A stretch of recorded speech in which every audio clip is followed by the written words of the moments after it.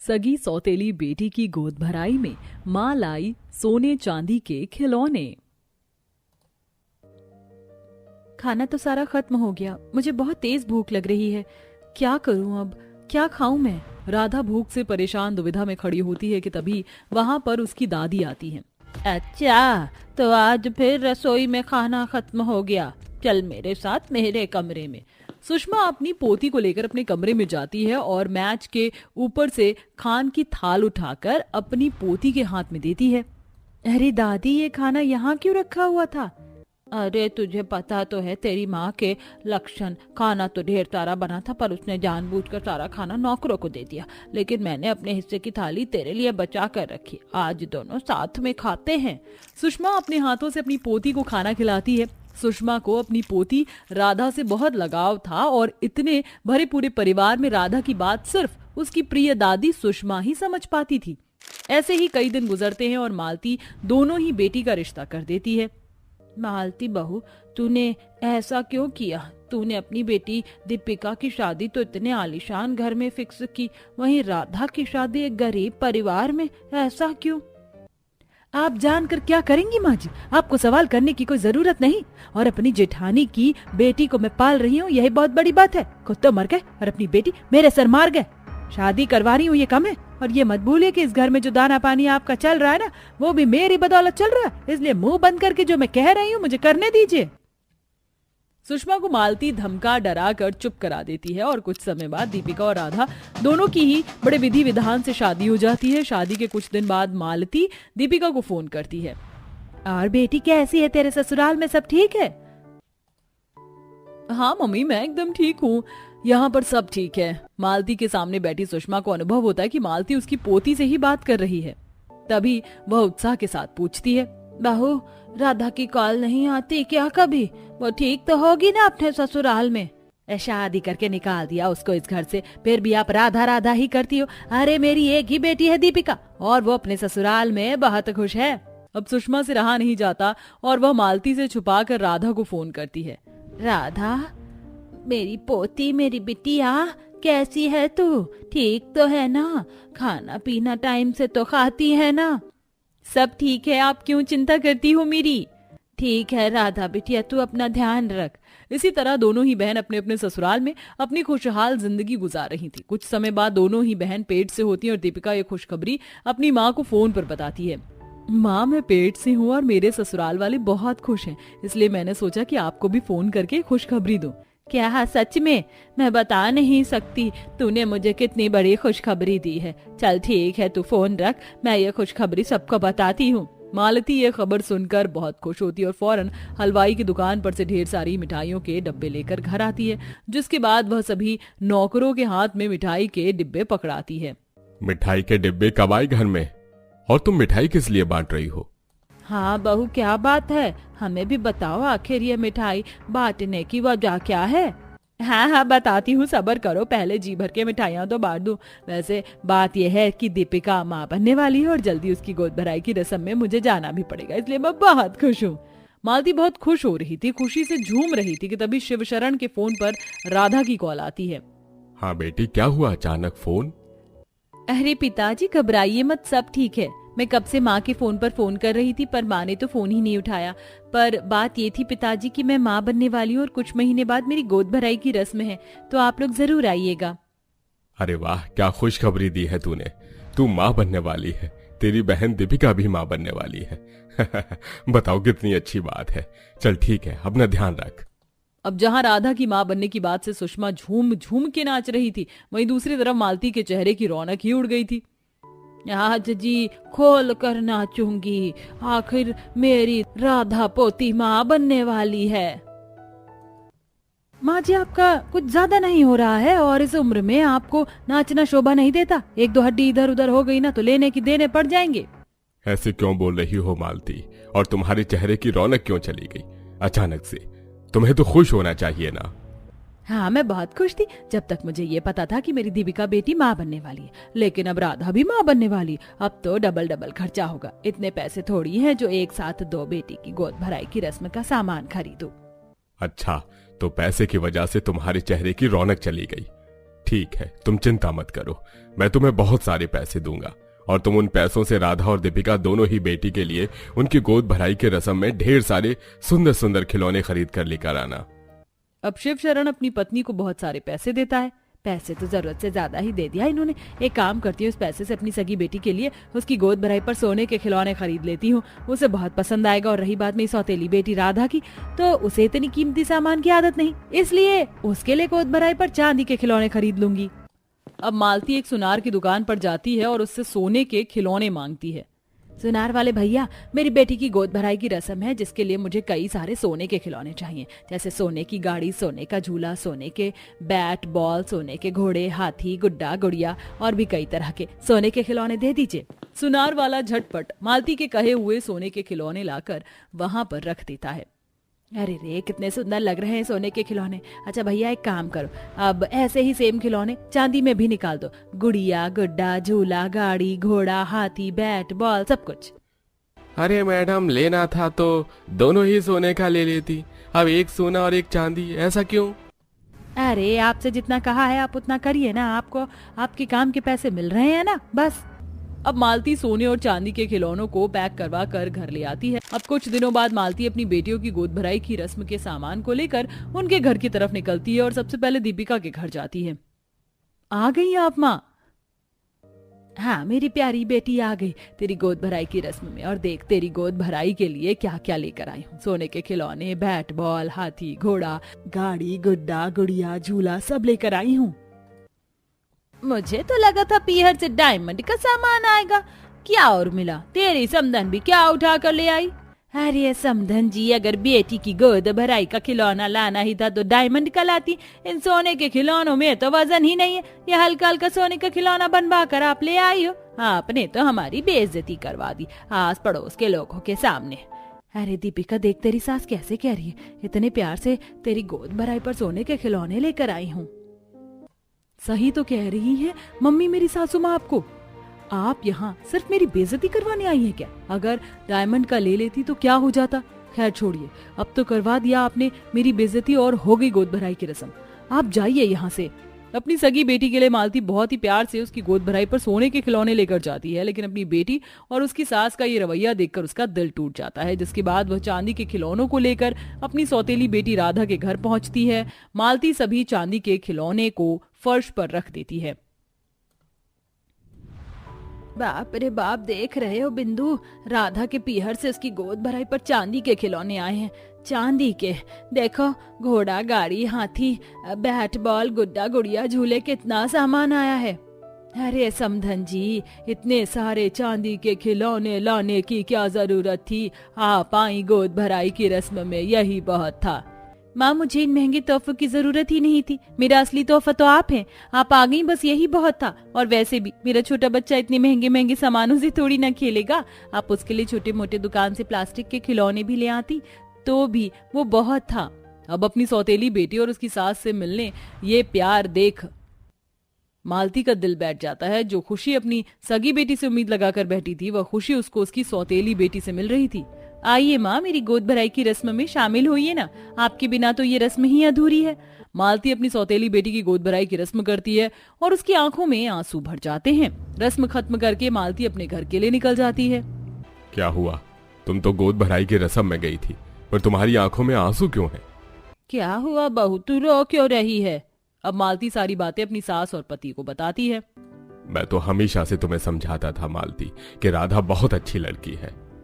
समझाया तो मैंने भी कई बार था बहू को, लेकिन बहू ने सिर्फ अपनी सगी बेटी को प्यार दिया और आज उसी ने तेरा दिल तोड़ दिया। और जिसको तू पराया करके रखती थी, आज उसने तुझे अपनेपन का दर्जा दिया। आज मुझे मेरी गलतियों का एहसास हो गया माँ जी, मैं आप लोगों से भी माफी मांगती हूँ। मालती के साथ हुआ ये अपमान मालती की सोच को पूरी तरीके से बदल देता है और अब वह राधा को भी अपनी बेटी की तरह प्यार करने लगते हैं। सब लोग आ जाइए, खाना बन गया है। आरती, कौन सी भुजिया खाओगी तुम? क्या भाभी, आज भी 36 तरीके की भुजिया बनाई है आपने खाने में? माँ, कब तक हमें 36 तरीके की भुजिया खानी होगी? जरूरी है क्या रोज रोज हमारा 36 तरह की भुजिया खाना? आप लोग तो खाते खाते उब गए हैं, लेकिन जरा मेरा तो सोचिए कि बनाते बनाते मेरा क्या हाल हो गया। रोज 36 तरह की सब्जियों को धो काटो बनाना पड़ता है। मेरा आधे से ज्यादा दिन तो भुजिया बनाने में ही गुजर जाता है। माँ जी थोड़ा सा तरस खाइए अपनी बहू पर। तू भले ही मेरी बहू है, लेकिन मैंने तुझे अपनी बेटी माना है। तुझे परेशानी में देख मुझे कोई खुशी नहीं मिलती, और 36 तरीके की भुजिया खाने का हमें भी कोई शौक नहीं है। लेकिन तू तो जानती है ना कि 36 तरीके की भुजिया खाना हमारे लिए क्यों जरूरी है। ना ही शीतल को 36 तरीके को भुजिया बनाने का शौक था और ना ही उसके ससुराल वालों को खाने का।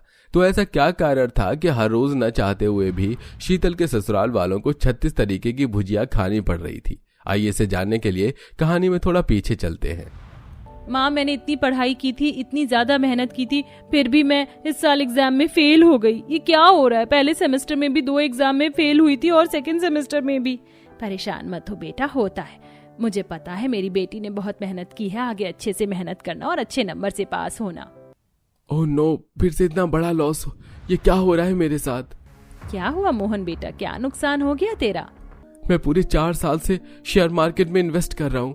नुकसान होता है, लेकिन आज से पहले मुझे कभी इतना बड़ा नुकसान नहीं हुआ। पता है माँ, पहले मैं हर क्रिकेट मैच जीतता था, लेकिन 1 महीने से 4 क्रिकेट मैच हार चुका हूँ।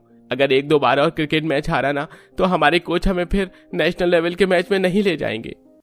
लगता है किसी की बुरी नजर लग गई मेरे घर को। मैंने सुना है जब घर को या परिवार के सदस्यों को बुरी नजर लगती है तो हमें घर में एक हवन करवाना चाहिए।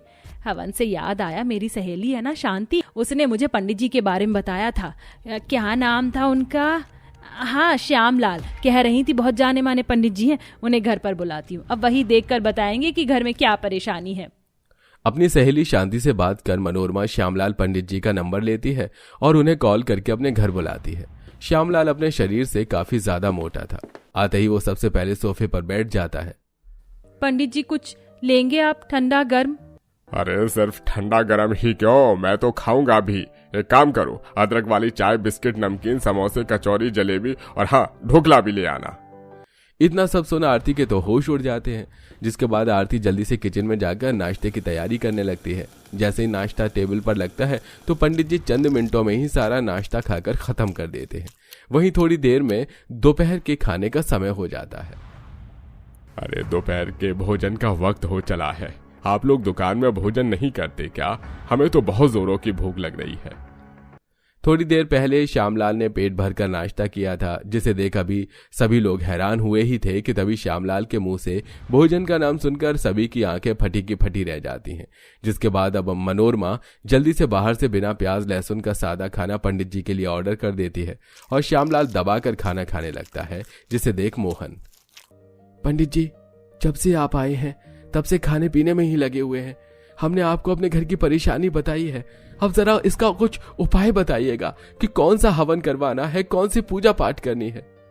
अरे बेटा, हर नकारात्मक या दुष्प्रभाव का उपाय हमेशा हवन या पूजा पाठ नहीं होता है। देखिए माताजी, आपके घर में लक्ष्मी जी का वास नहीं हो पा रहा है। जब घर में लक्ष्मी जी आती हैं तो सबसे पहले हम घर में माँ अन्नपूर्णा को लाते हैं। लक्ष्मी जी नहीं आएंगी तो माँ अन्नपूर्णा भी नहीं आएंगी। इसलिए आप अपने खाने पीने पर ध्यान दीजिए। अच्छा खाना खाएंगे, अच्छे से काम करेंगे, लक्ष्मी जी भी अपने आप आ जाएंगी। आप लोग तकरीबन 4 महीने तक हर रोज 36 तरह की भुजिया बनवा कर खाइएगा। पंडित जी क्या कहा आपने? 36 तरीके की भुजिया रोज? 36 तरीके भुजिया बनवाने से हमारी परेशानी थोड़ी ना हल होगी। और अब क्या माँ अन्नपूर्णा लक्ष्मी जी की बात कर रहे हैं? मुझे तो कुछ समझ नहीं आ रहा। अगर आप ये कहते कि खाना बनवाकर हम गरीबों को खिलाते तो भी समझ आता, लेकिन आपकी बातें तो ऊपर से जा रही हैं। अरे माताजी, आप रोज घर में 36 तरीके के भुजिया बनवाइए और एक एक कटोरी सारी भुजिया मेरे घर भिजवा दीजिए। मैं उन भुजिया को गरीब और जरूरतमंद लोगों में खुद दूंगा, और जो बाकी का पूजा पाठ है वो भी मैं कर दूंगा। सारी जिम्मेदारियां मुझ पर छोड़िए। बस आप हर रोज 36 तरीके की भुजिया बनवाइए। आशीष लेने के लिए आएगा, आप उसे दे दीजिएगा। देखते जाइए, 4 महीने में ही आपके घर में जितने भी संकट हैं सब दूर हो जाएंगे। अच्छा चलिए, अब मैं चलता हूँ। श्यामलाल की बात सुनकर सभी घर वाले हैरानी में डूब गए थे। वहीं मनोरमा भी काफी परेशान थी, लेकिन अब अपने घर की दुर्दशा और संकट को दूर करने के लिए मनोरमा के पास दूसरा रास्ता नहीं था। उसके बाद अब मनोरमा अपनी बेटी के साथ मिलकर हर रोज 36 तरह की भुजिया बनाती है और पंडित जी के घर भिजवाती है। वहीं पूरे परिवार को भी हर रोज 36 तरह की भुजिया खानी पड़ती है।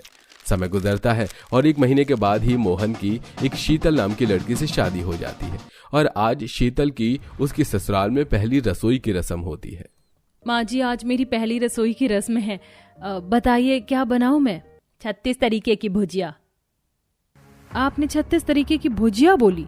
माँ जी, भला ये सब कौन बनवाता है पहली रसोई में?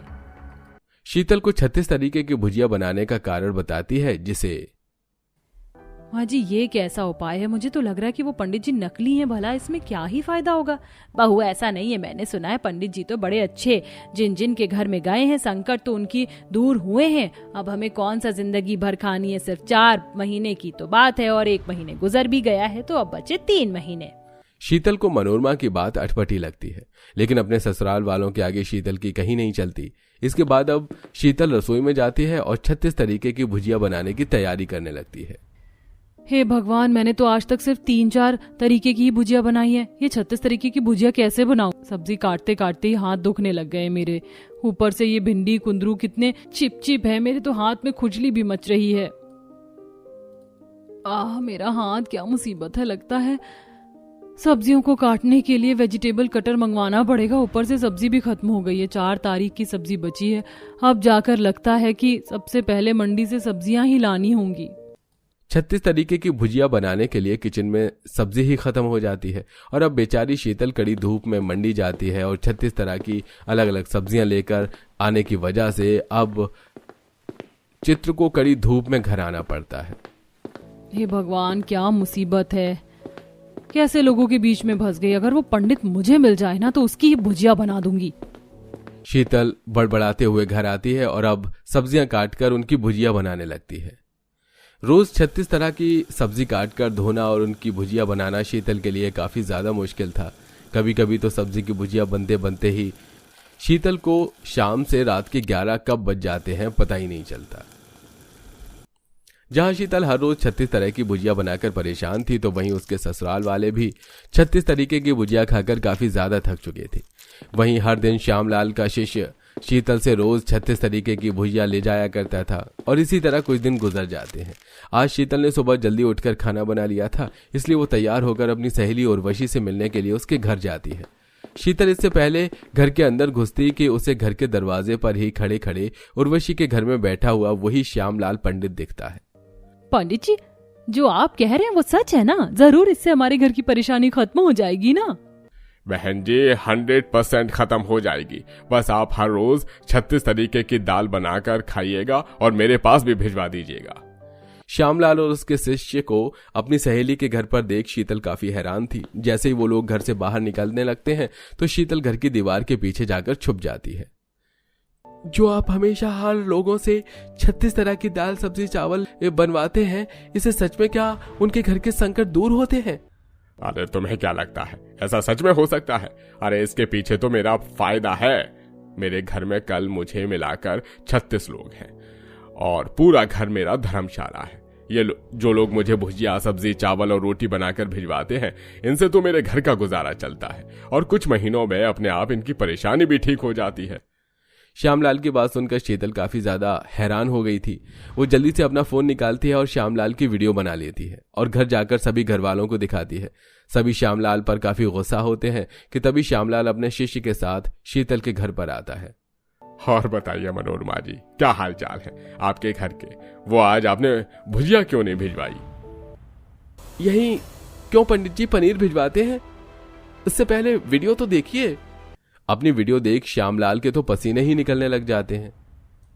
आप लोगों के साथ इस तरह धोखा कर रहे, शर्म नहीं आई आपको ऐसी हरकत करते हुए? माँ, बोलने से कुछ नहीं होगा। मैं तो कह रहा हूँ इन्हें पुलिस के हवाले कर दीजिए। जब 4 डंडे पड़ेंगे ना तो इनकी अकल अपने आप ठिकाने आ जाएगी। अरे मुझे छोड़ दीजिए, मैं अपनी गलती की माफी मांगता हूँ आपसे। मैं गरीब परिवार से हूँ। मेरे परिवार में काफी ज्यादा सदस्य हैं, सब बूढ़े और बच्चे ही हैं, इसलिए कमाने वाला घर में कोई नहीं है। और एक पंडित की क्या ही कमाई होती है, तो लोग दक्षिणा देते हैं, उसी से गुजर बसर चलाना पड़ता है। और आज के इस महंगाई वाले जमाने में क्या ही होगा, इसलिए मैंने ऐसा किया। परेशानी समझ रहे हैं, लेकिन इस तरह लोगों को धोखा देना ये तो गलत बात है ना। आप सच कहकर भी उनसे ये सब ले सकते हैं। खाना देने में कोई पंडित को मना थोड़ी ना करेगा। सभी लोग श्यामलाल को माफ कर देते हैं, जिसके बाद अब श्यामलाल हमेशा हमेशा के लिए अपना ये धोखाधड़ी का काम बंद कर देता है और इसी के साथ वो हर रोज शीतल के 36 तरीके की भुजिया बनाने और उसका परिवार 36 तरह की भुजिया खाने से बच जाता है।